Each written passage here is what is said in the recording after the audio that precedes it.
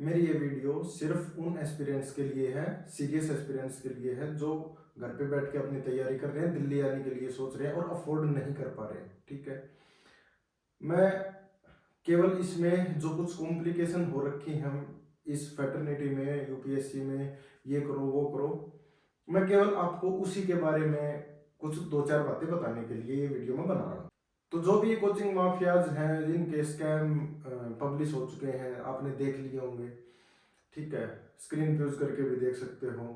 निधि खरे ma'am है 1992 batch IAS officer, जो कि सीसीपीए की प्रेसिडेंट है, सेंट्रल कंज्यूमर प्रोटेक्शन अथॉरिटी 2020। इन्होंने काफ़ी कोचिंग वालों को नोटिस दिए हैं जिसमें बड़े बड़े कोचिंग के नाम हैं, जिसमें दृष्टि, विजन, शंकर, काफ़ी इंस्टीट्यूट है। मैं उन पे नहीं जाना चाहता, मैं केवल आपके अवेयरनेस के लिए बता रहा हूँ। ठीक है, प्रॉब्लम सबसे ज़्यादा कहाँ फेस कर रहे हैं बच्चे की, टॉपर्स की जो अपनी स्ट्रेटजी जो अपनी शेयर करते हैं उसमें कहीं ना कहीं वो या तो अपने आप को ग्लोरीफाई करने की कोशिश करते हैं, कॉम्प्लिकेटेड हो जाती हैं चीज़ें। मतलब ये नहीं है कि आपको ये लगता है कि ये फलाने कोचिंग से होंगे, तकड़े कोचिंग से होंगे और ये कोचिंग जाके ही ये सब काम इजी होता है, सिलेक्शन होते हैं, बट ऐसा बिल्कुल नहीं है।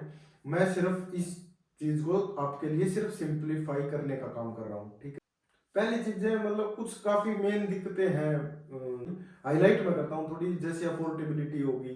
ठीक है, आप, मुझे नहीं लगता कि किसी कोचिंग इंस्टीट्यूट की फीस जो कि रेपुटेड है, जो आपने ज्यादा सुने होंगे, वो 2-2.5 लाख रुपए से कम है। ठीक है, 1.5 साल 2 साल में आपका कोर्स कंप्लीट होता है, प्लस में जो आपका एडिशनल खर्चे होते हैं वो उसमें अटैच हो जाते हैं। और ये कोर्स कंप्लीट करने के बाद आपको पता लगता है कि यार, ना लेता, ना टाइम वेस्ट करता, ना पैसे वेस्ट करता, तो मैं बच जाता इस इन सब चीज़ों से।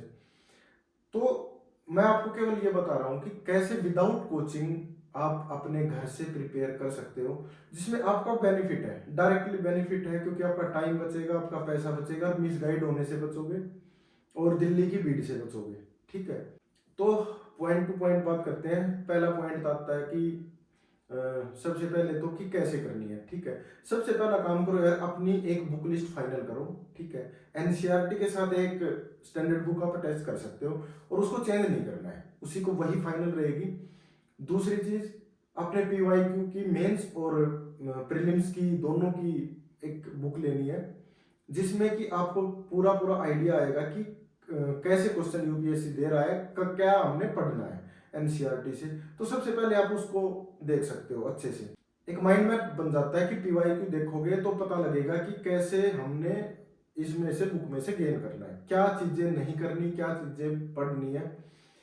ठीक है, सिलेबस सबसे मेन है, पहले पे सिलेबस, उसके बाद पीवाईक्यू, और फिर अपनी एक बुक लिस्ट कंप्लीटली तैयार कर लो। ठीक है, और बुक लिस्ट तैयार करने के साथ सबसे पहले आपको कमांड करनी है सिर्फ अपने स्टैटिक पार्ट पे। ठीक है, स्टैटिक पार्ट पे आपको कमांड करनी है। उसके बाद स्टैटिक पार्ट आपका कंप्लीट होने के बाद आप करंट अफेयर शुरू करो। ठीक है, अगर आपका बिल्कुल भी एक बार भी आपने सिलेबस कंप्लीट नहीं किया, अगर आप करंट अफेयर करते हो, करंट अफेयर में न्यूज़पेपर हो गया, मंथली कंपाइलेशन हो गई किसी भी इंस्टीट्यूट की, और वो बिल्कुल वर्थ इट नहीं होगी। ठीक, क्योंकि आपका स्टैटिक अभी क्लियर है नहीं और आप जा रहे हो डायरेक्टली उसके करंट अफेयर पे, तो नहीं हो पाएगा ये। तो पहले स्टैटिक कंप्लीट करो और उसके बाद करंट अफेयर अटैच करनी है। दूसरी बात आती है इसमें कि ऑप्शनल सब्जेक्ट को लेके, फ्रेंड्स कभी भी ऐसा बिल्कुल भी मत करना कि अगर आप किसी का देख के, टॉपर का देख के कि फलाने टॉपर का ये ऑप्शनल था, ऐसा बिल्कुल मत करना। किसी की मानना भी मत कि अभी मार्केट में ये चल रहा है, ऐसा बिल्कुल नहीं होता है। सबसे पहले तो आपका खुद देखना है आपको कि आपका इंटरेस्ट डेवलप कहाँ हो रहा है, कहाँ आप कर सकते हो, क्या आपका बैकग्राउंड है, ये सारी चीजें कंबाइन करके प्रीवियस ईयर देख सकते हो। जैसे कि फॉर एग्जांपल मैं बताता हूँ आपको, आपने सॉर्ट आउट कर लिया कि 2-3 ऑप्शनल की ये मेरे इंटरेस्ट में है और इनके ऊपर मैं 2 साल 4 साल के लिए झेल सकता हूँ अच्छे से।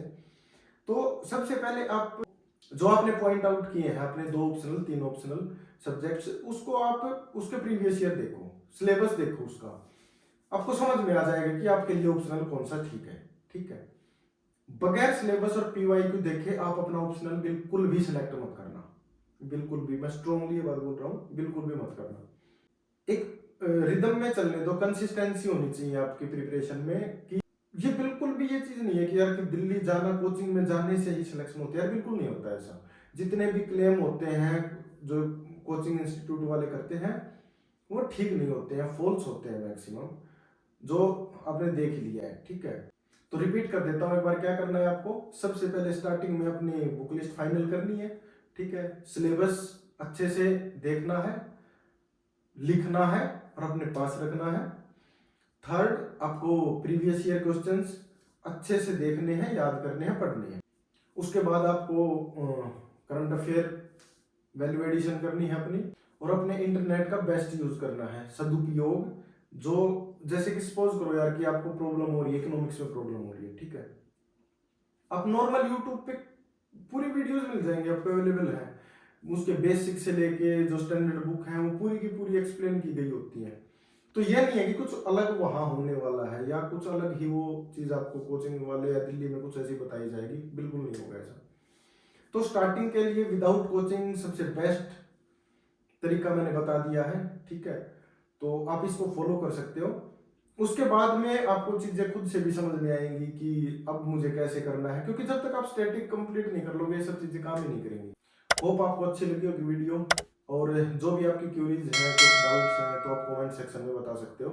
नेक्स्ट वीडियो में उसके ऊपर बना दूंगा। और आप मेरा टेलीग्राम चैनल ज्वाइन कर सकते हो, जहाँ पे मैं कुछ इंपॉर्टेंट चीज़ें शेयर करता रहता हूँ, अपने नोट्स शेयर करता रहता हूँ, जो भी मुझे लगता है कि जो आपके लिए बेनिफिशियल है। तो आप इंस्टाग्राम पे मुझे फॉलो कर सकते हो। Thanks for watching.